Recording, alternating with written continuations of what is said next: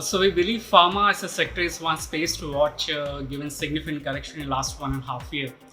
And within this sector, Ipca Labs looks interesting. Now the company's operational performance normalizing as seen in the December quarter performance. Top line growth was led by formulations and it was steady.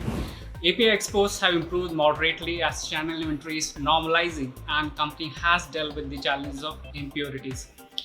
Now in recent quarters, Sartan API offerings have been relaunched after following the new process for lower impurities and better yields. Here the company is hopeful of regaining market share from Chinese competitors as it is backward integrated. Further capacity constraints are being rectified.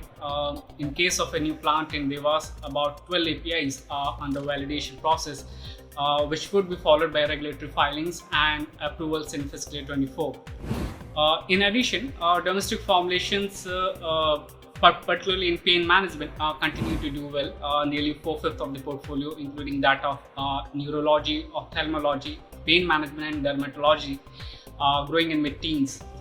The cardiovascular segment has moderated due to restructuring.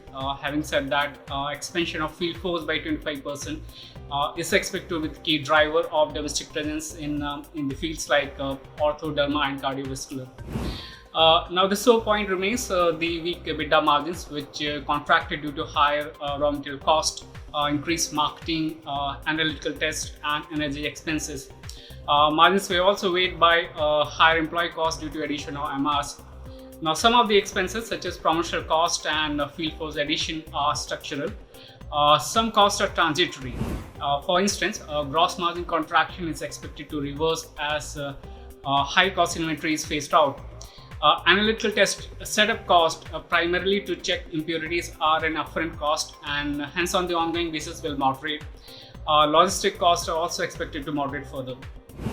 Now based on this, in a nutshell, company guides for scaling up to 21% EBITDA margin in fiscal year 24.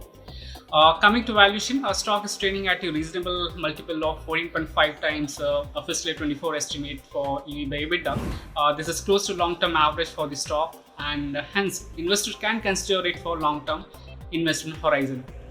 Having said that, ending this episode with key risks to watch, investors should watch for the return of regulatory observations on product level impurities or further adverse observations on site awaiting resolution of import restrictions from US FDA.